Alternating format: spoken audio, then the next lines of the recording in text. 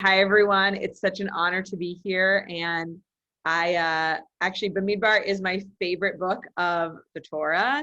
And, there's only five. But Genesis gets a lot of love. And, Exodus, because of Pesach, gets a lot of focus. Most people don't really love Leviticus because, of all the animal sacrifice stuff, though the Midrash on Leviticus is the best. Yeah, Deuteronomy is definitely my least favorite. We can come back to that maybe when we get closer to that book.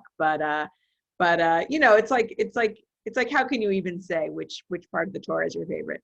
But Bamidbar is my favorite book. A lot of great memories of teaching Bamidbar at Jewish summer camp, Camp Eisner. Anyone else there? URJ Camp Eisner. Many summers teaching there, and I'm thrilled that we're going to be learning this Parsha, Bamidbar, also known as the Book of Numbers, together and kicking it off together.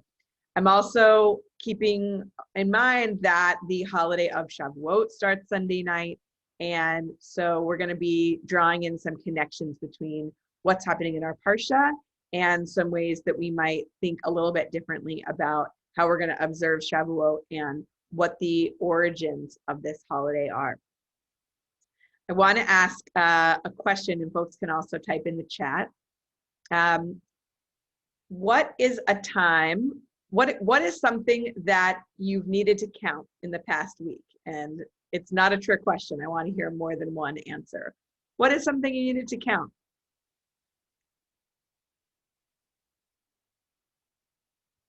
So we're going to just type in the chat. What's an example of something? Okay, good. Pills, good example. Money, I just filed my taxes this week. Phew. All right, the Omer, that's something that a lot of us are counting together. Counting our steps, awesome, right? Some of us have a step tracker. Yes, days until my kids start school, days until we see family, days until camp. Stitches and needlework, great. So counting is something we're doing all the time. And this Parsha opens with a command to count. And the number of pages I read, thanks for sharing that. So this Parsha opens with the command to count. And I just did the thing where I'm sharing the thing, but now I can't see it. Hold on one second.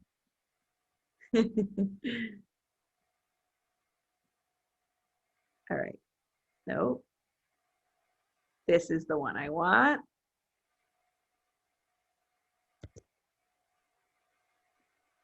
All right, here we go. Sharing my screen. Okay. So we have a very long source sheet today because I'm going to be looking at a bunch of sources that are going to eventually bring us to our Parsha, which is the Book of Numbers. So I'm scrolling down to the end. Again, feel free to follow along on yours or just on my screen. So our Parsha opens with this commandment to take a census. And actually, we had a census, those of us who are in the United States, this past year.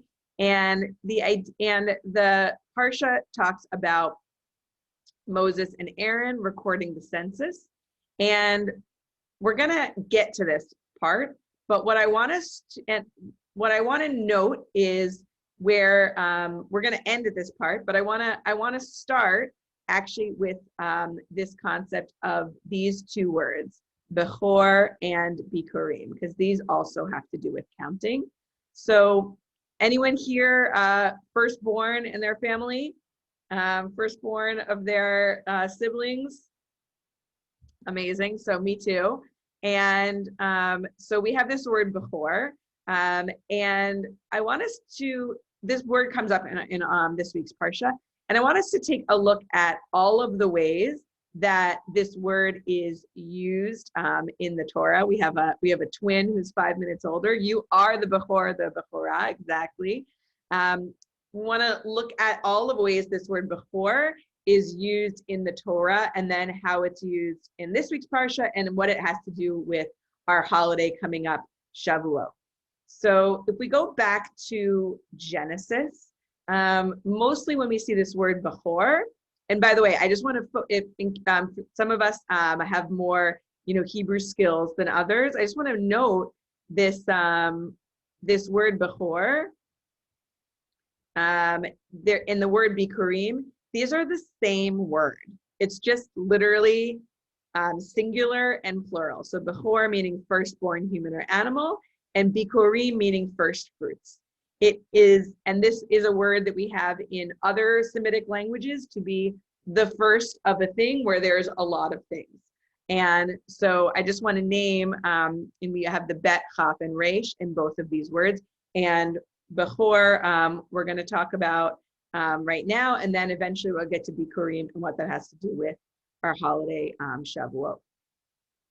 So first we have in the book of Genesis, almost all of our references to the Bechor has to do with the firstborn human in the family, and really specifically, not really laws about the firstborn in terms of general laws for the people of Israel, but specifically for individuals. So this is not every case of the Bechor, but starting with Abel actually chooses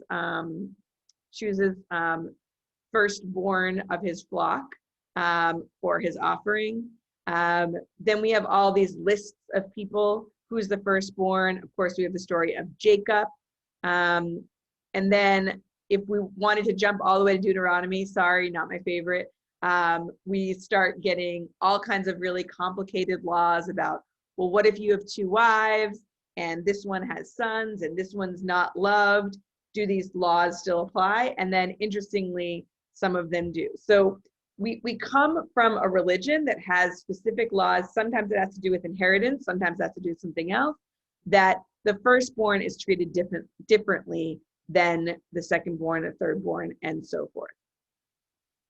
Then we have this situation that is, just from a few weeks ago in our Passover story about killing the firstborn.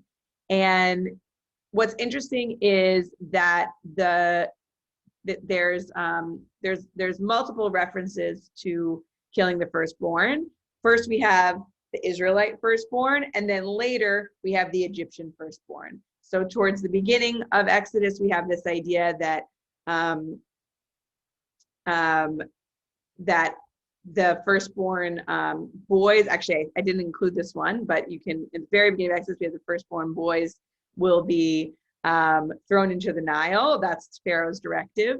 Then we have this really interesting line where where God actually says, Israel is my firstborn son, B'ni Bechori, and this idea of the firstborn child of God is the people of Israel. And then that is kind of like a parallel or a mirror to the curse or the plague of slaying the firstborn Egyptians in Egypt. So that's what the firstborn means in the book of Exodus. When we get later on in Exodus and we start getting some of the laws about the temple and temple sacrifice and animals, it becomes very, very, very important to track and to notice that when your firstborn cattle or ass or sheep is born, that this actually has to be this, you can't keep this animal, that it has to be a sacrifice that's done in a specific way and brought to the temple. And I'd like to hear from folks, what is this about? Yes, firstborn animals are designated as a tithe for the temple. We had a comment. So technically the laws of firstborn animals and tithing are separate. So it's in addition to the tithing. So the amount of plants or animals that you're giving to the temple, you're giving 10% of those. And in addition to that, you're also giving your firstborn animals to the temple. And I want to just hear in the comments, what could this either mean literally or maybe symbolically or even superstitiously? What is this idea that the firstborn animal needs to be given to the temple? Again, this is different than the tithes. The tithing, I'll just make a side note, has to do with the fact that priests in the temple can't own land and they can't raise their own animals because they can't own land. And it's more like a tax. In some ways, it's like, if I'm a farmer and I have 10% of my field, I give it to the priest because that's literally how they're going to eat. And the Bikkurim, or the Bechor, when we're going to talk about both of those separately, giving up the firstborn animal to the priest, seems to be not just about making sure the priests have enough to eat. There's a certain meaning behind that sacrifice. All right, so I'm just looking in the chat, some comments. If you don't thank for the first, won't there be any more? Great. I think that's a really important question. So, and maybe to take those words and look at them the other way. The way that you show God that you are grateful for, and we could even say gods, right? We could say in the ancient world, the way that you show the powers that be, the powers maybe that you don't totally understand, but you worship, that you are grateful for what you have, is actually you give up the first one. You give the first one to God. And that's almost like a fertility rite or fertility ritual, saying, I'm going to let go of this first one because I have faith that more are coming. Something that you long for needs to be given God. With faith, your bounty will continue. Beautiful. Giving something that seems to be of most value. So I love this comment, right? Is the first the best? Right? Sometimes it seems like it. I have in my family a story that my mom often tells me. She was the second born, so she wasn't the firstborn, and then her younger siblings were all triplets. And she used to look at family photos and wonder, where are the photos of her? There's so many photos of the firstborn. There's so many photos of the triplets. What about this middle child? So sometimes we think that the first is the best, and when we have it, it might feel like the best. But actually, again, I'm not trying to say this on necessarily humans, but especially if you've ever gardened, you know, that first tomato, at that moment, it feels like it's the best tomato in the world. But actually, probably if you were to taste, you know, tomatoes over the whole month, probably that first one actually wasn't the best. It just felt like it, you know, in the moment. All right, good. So someone's reminding us that other cultures sacrifice their firstborn. And this could be, you know, this could be a replacement for that. It could be like, well, we want to kind of wean people off of sacrificing humans, but we're still going to keep doing it for animals. All right, beautiful. So there's a mention about Hannah demonstrating self-restraint. Okay, oh, all right. So someone said, I'm a first male. My father went to the temple of the family, was told that they don't do it anymore. He never went back to the temple. So there is this concept called Pidyon Haben, redeeming the firstborn. I'm going to mention it really, really briefly at the end. And My Jewish Learning has a great article about what this is. In modern times, some Jews still have the custom of redeeming the firstborn, and also they even will fast right before Passover in remembering this, which is partially this idea that, like, maybe in a way humans should, maybe the firstborn should be sacrificed or something like that. But of course we don't do that as Jews. So we're gonna reverse it with actually a monetary exchange with a priest. I love this comment about the pancakes. The first pancake is always, nah, you know, so right. So we don't actually, we could come up with a whole list, like which things are always best first and which is like, you always kind of want to like throw out the first. So, you know, there could be part of that. Like there's actually some really interesting parallels. If you look at permaculture and, you know, growing plants, and, you know, when plants are coming out, you know, do you really want to pick every last thing? Do you want to let them grow? Do you want to let some of the plants actually fall to the ground and decompose? And that's actually going to support the plant to keep growing. Thank you, Julie, for that article. All right. So I just want to look at some of these parallels of, so there's the Bechor, the firstborn, which is the inheritance, which of course, you know, our tradition seems to favor the firstborn. But then if we look back at all of these stories in Genesis, and I linked some of them, but I'll just name them now. You know, we could go back and, well, actually, Isaac and Ishmael, who was the firstborn? Ishmael. Jacob and Esau, who was the firstborn? Esau. Yosef and Reuven, who was the firstborn? Reuven. So who are the ones who kind of brought the line alive. And who do we remember? Actually, not the firstborn. So there's a lot of examples of, it says the firstborn should be inheriting, or the firstborn should be bringing on the tradition, but actually most of the time in the book of Genesis anyway, it's not.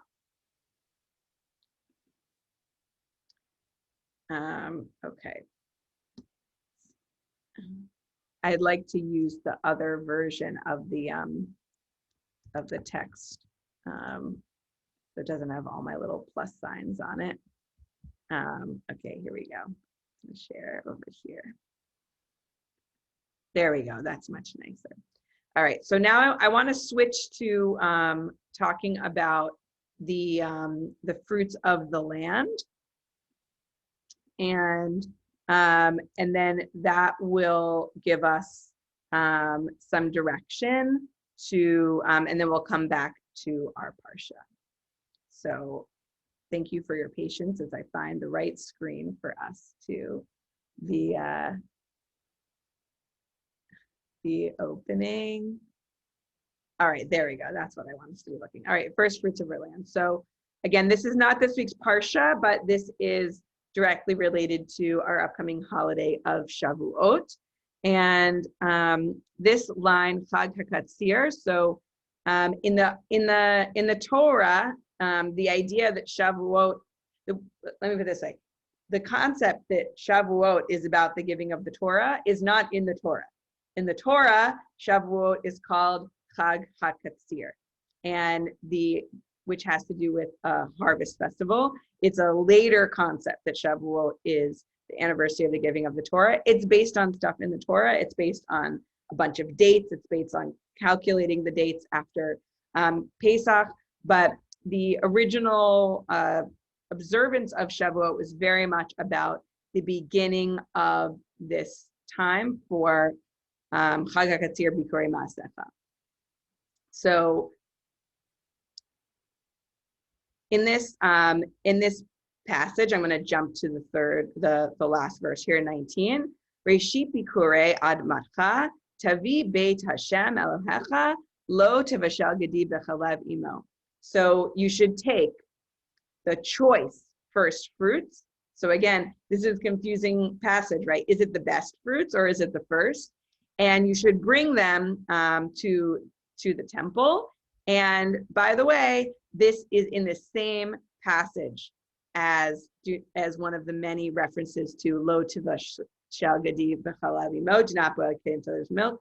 Some say that this is actually one of the reasons why we eat milk and eat dairy products on Shavuot, because one of the passages to not eat meat and dairy together is in this paragraph, which is the place that we learn about Shavuot.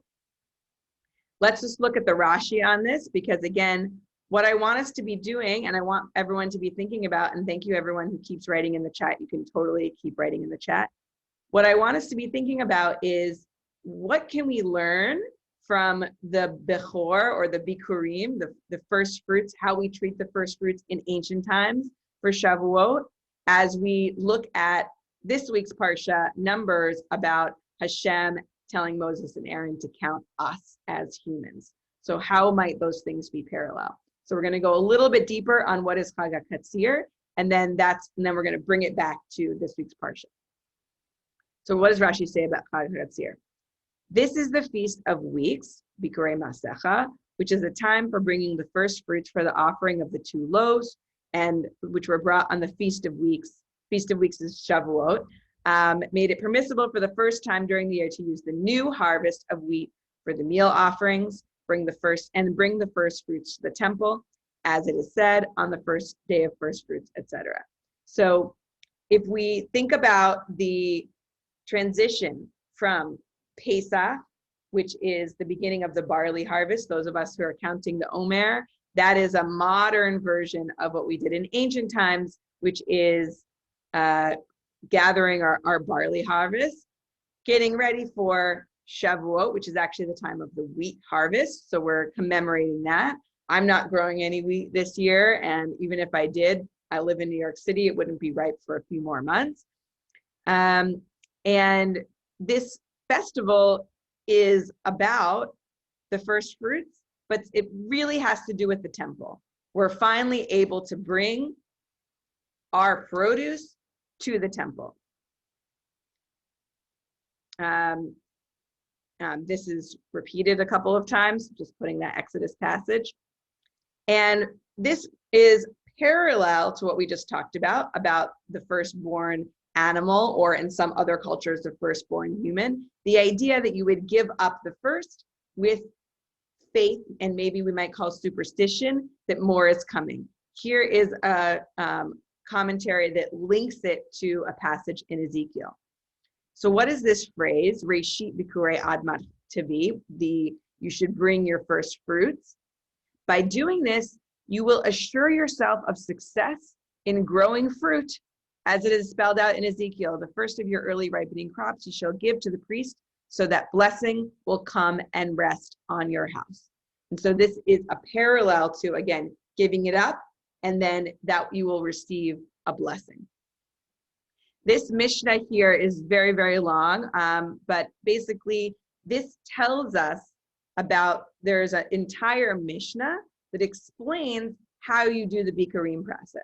Now, in modern times, we don't observe this in a halachic or a legal way, but personally, as someone who has lived on a farm and who loves gardening and loves visiting orchards and loves fruit, I like the idea that I could study this Mishnah and learning how the ancient people prepared for Shavuot, think about ways that the process of getting ready for Shavuot and setting aside Bikkurim, that could be a spiritual practice that I engage in my modern life. So I'm going to read this with a lens of how can I turn this into perhaps a spiritual practice or a way to enhance the cycles of the seasons, and again, my connection to the Shavuot holiday.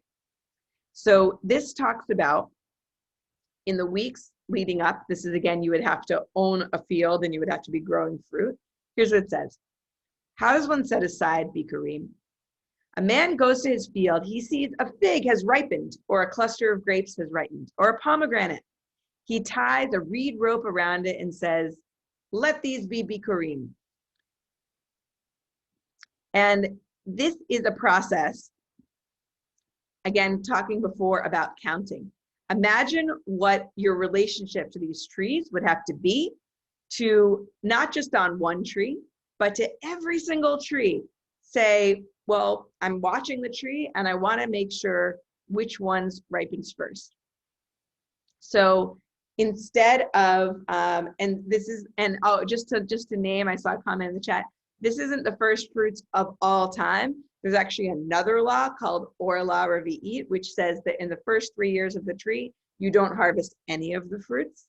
So this is in the 4th year of the tree, and this is the first fruits of this year.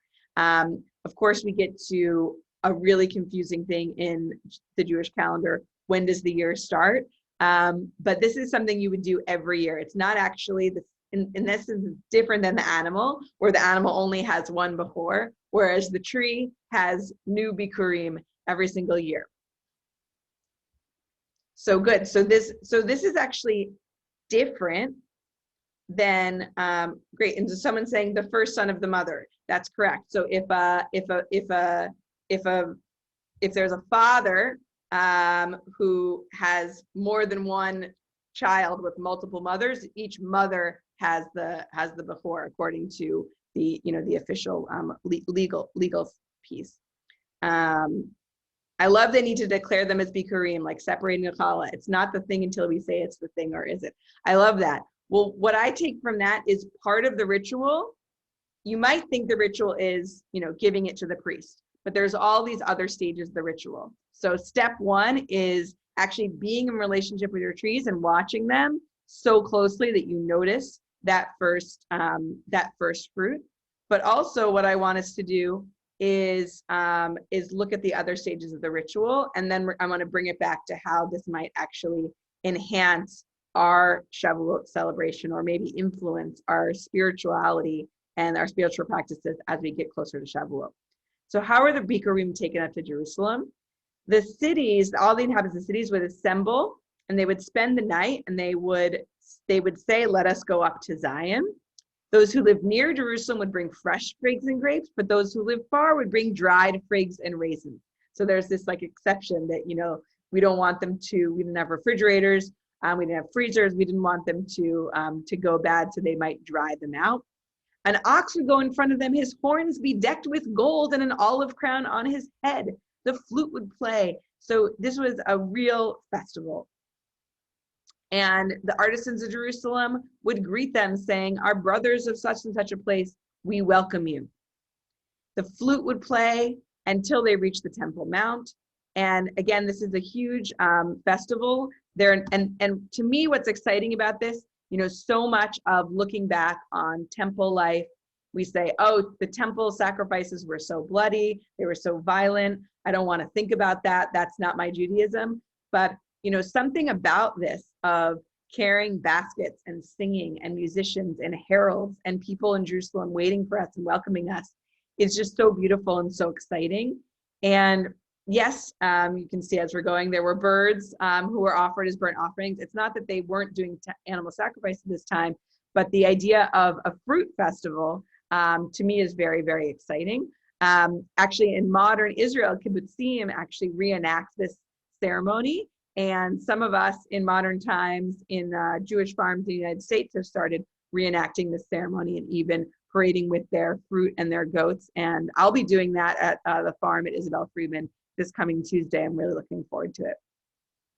So we have this basket, and then he recites from Deuteronomy, this passage, and they have other these other recitations. So let's just pause for a minute. The ancients, we've already had so many really, really thoughtful comments.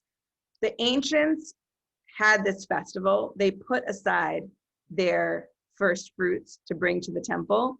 There are all kinds of exceptions. If your first fruit comes a month early, you can sell it and then use that money to buy something else when you get closer to Jerusalem, and it can be symbolic. But I'd love to hear some more comments. What could this Mishnah be telling us? It's not telling us to all be farmers. It's not telling us all that we have to go to Jerusalem. It's telling the ancients that. But in modern times, what else could this be telling us as we prepare to have this holiday in modern times, Chag HaKatzir, Chag HaBikkurim? Could there be another symbolic? All right, great. So we have a comment. We could celebrate the first fruits by appreciating the changing of the seasons, appreciating nature and new life. So yeah, if some of us, especially if you live in the Northeast where I do, we have a garden, maybe there's a little bit of lettuce in the garden, but there's not much yet. Maybe we bought a little basil plant at the grocery store and we could pull off a little leaf from that, and that could be our symbolic first fruits.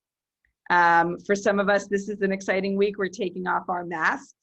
Our first smiles, that we're going to see smiles of strangers. Recognize the blessing of creation, receive the first of the abundance. Everyone has something to give and share. Beautiful. And this could be something you do even just with your family. Go to the grocery store, buy some fruit. It doesn't have to be fruit in season. Put on some costumes, parade around. Beautiful. Growing relationships. Thank you everyone so much for sharing. Any festival is a time for community and people to fall in love, or marriages arranged to continue the fruit of the Jewish people. Try eating a new fruit you ever made before. Beautiful, beautiful. Thank you everyone for sharing. We're gonna come back to challah, and we're gonna come back to this idea of creation. I'm excited. All right, a couple more texts to look at together. So I was actually, before I show this, I was talking to a good friend of mine, Rabbi Matt Carl, about this parsha, and we were talking about this idea of counting. So are you pro counting, or are you against counting? So we started today at the beginning talking about what are the things we count. We count our steps. We count our pills. We count our money. Some of us just did our taxes. And if you haven't, wishing you much luck on that. But in Judaism, we sometimes are kind of anti-counting, especially when it comes to counting people. We can be very superstitious about counting. Sometimes, if you've ever been to services and the person leading wants to know, is there a minyan? Do we have a quorum of 10 people to start? And they'll go, not 1, not 2, not 3, not 4, or they'll have a poem or a prayer where they just say the words of the prayer that has 10 words rather than put numbers on people. I think especially in the past, century since the Holocaust, there are people who literally have numbers tattooed on their bodies who are treated like cattle that have numbers branded on their bodies, which we could also agree maybe isn't so great. And there's so many ways that we're actually avoid counting, even if we need to know the number. Someone added counting the ties on the arm for tefillin. Even when I do my tefillin, I say Ve'atem hadvekim b'Shem, etc. I have a 7-word verse for that, because for me, I would rather recite that verse than be pointing to my arm and saying these numbers. But again, I'm curious if other people have thoughts about being anti-number. Maybe we don't want to be against number. If anyone here who's ever herded sheep or goats, would love to hear from you. How often did you count your sheep? It's a real thing. You have to count your animals to make sure you didn't lose one, to make sure one didn't wander off. I used to work at a farm, and one of the things we did every night before we fed the chickens and closed their little coop door was we counted the chickens. And same thing in the morning, we counted the chickens, because if one of the chickens was missing, we might go look for her, or we might realize that there's a hole in the coop and maybe a fox is going to get in, we have to save them. And so with animals, maybe we're more into counting. With humans, we might be against counting. And there's something about the Bikkurim where you're counting the first one that is a question, like, are you counting the first one so you can count all of them? Or maybe we're counting the first one because we don't need to count all of them. So I'm curious if where folks are going, pro-counting or anti-counting. I love what someone said, our days are numbered, right? We can't count them. There are some cultures in which counting is basically one, a few, loads, right? We have this also throughout the Bible. When we said, Noah and was in the ark for 40 days and 40 nights, did it really mean 39 plus 1, or does that just mean a lot? So often in the Bible we use numbers to just mean a general amount, and then other times, especially when some people here might be interested in gematria, the idea that Hebrew words have corresponding numbers, we might want to get really, really specific on those numbers. By eliminating the first account, it often prevents us from bragging about how much we have. I love that, right? It actually can humble us to say, I let go of the first, and I don't get to decide how many I have. I'm going to be grateful for what they have. The invention of zero is pretty radical. Amazing. So we have this very fun recurring phrase that I really love, that it appears multiple times in Jewish texts, but I'm going to quote the one from Mishnah Peah. Elu divarim she'ein lahem shi'ur. These are the things which have no definite quantity. And so this idea is sometimes translated as beyond measure, and that tends to mean that the value is extremely high. So in modern English, we would say it's priceless. The corners of the field, pe'ah, that's what this Mishnah is about. First fruits, that's what we're talking about today, that are brought on appearing at the temple. Performance of righteous deeds and the study of Torah. The following are the things which a person enjoys fruits in this world, while the principle remains for him in the world to come. Honoring one's father and mother, performance of righteous deeds, making of peace between a person and his friend, and the study of Torah is equal to them all. And I love this idea. I'm just getting chills as I'm reading it to all of you. I love this idea that this thing that in one place the Torah says you must count, you cannot count. By saying it's one is also saying it's infinite. And to say that Bikkurim, this idea that giving up the first of your fruit, not only is it equal to giving to the poor, pe'ah, the idea that the corners of your field are feeding the poor, it's equal to all righteous deeds, and it's equal to the study of the Torah. And to me, when I read this, it tells me that as much as when I dive into the holiday Shavuot and I long to, be with community, hear those words of Torah read, experience the, the reenactment of the receiving of Torah, it tells me that there must be something else. There's some secret about the Bikkurim, about the giving up of the first fruits that I want to experience, because whoever wrote this Mishnah, is equating it to all these other things. Many of us have heard this line, Kivud av va'em ugmilut chasadim v'hava'at shalom be'em adam l'chavaro v'talmud Torah keneged kulam. This last line, honoring one's father and mother, the performance of righteous deeds, making peace between a person and his friend, and the study of Torah is equal to them all. But how many of us caught that first half, that also Bikkurim, giving of the first fruits? I'm just going to pause for a second so we can see our comments. The first Talmud is on page 2. Totally, right? The first word in the Torah is bet. We start with this binary. It's actually very strange to count one. It's almost like we don't want one. We want two, but we don't want one. Quality is more important than quantity, right? It's almost like you give up the one to remind you that quality is more important than quantity. Yeah. How many? Don't try to tell me Methuselah was actually 969 years old. Of course, right? He was just very old, right? Who was actually counting it those days? They didn't even have a calendar.